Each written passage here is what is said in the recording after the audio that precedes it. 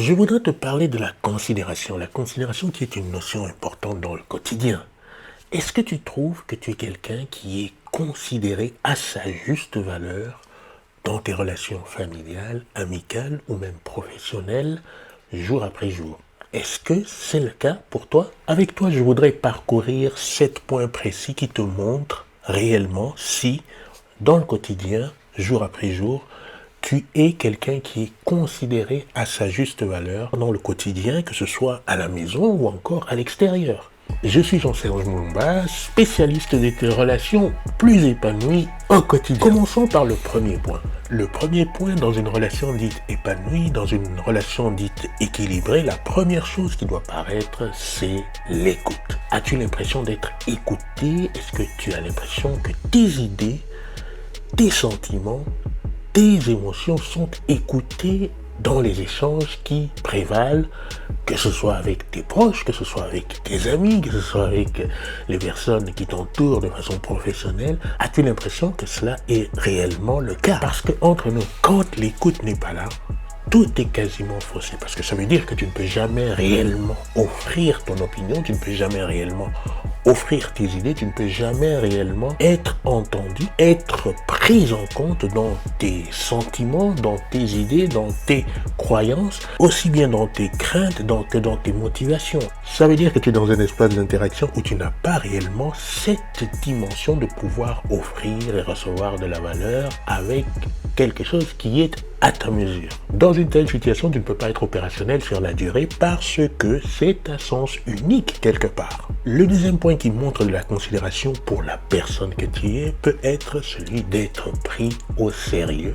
Quand tu montres des idées, quand tu émets des opinions, quand tu dis les choses qui te tiennent à cœur et que ces choses-là sont prises au sérieux. Si à chaque fois que tu dis quelque chose, à chaque fois que tu exposes ton idée, tes opinions, etc., tout est balayé d'un revers de main, alors non, tu n'es pas réellement considéré. Alors, c'est vrai, il y a des conflits de statut, etc.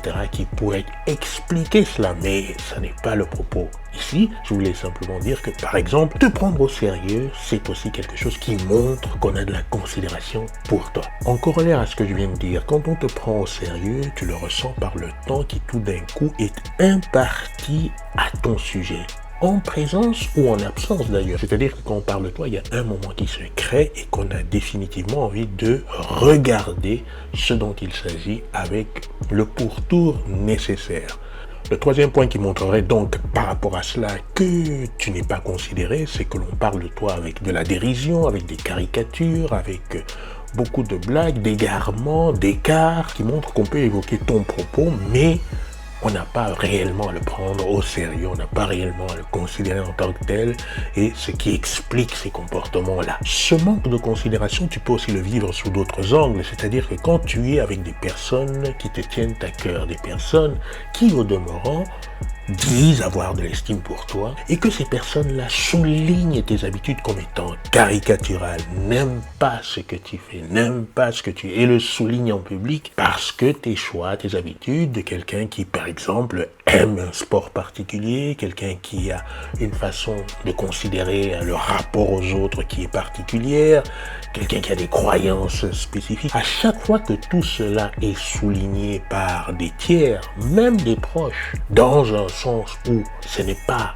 quelque chose à modéliser, ce n'est pas quelque chose à regarder comme étant, à ne pas regarder comme quelque chose qui vaut la peine, qui vaut le coup, et bien à chaque fois que cela va dans ce sens, on peut dire que c'est un manque de considération aussi. Donc ça, c'est un point qu'il faut considérer.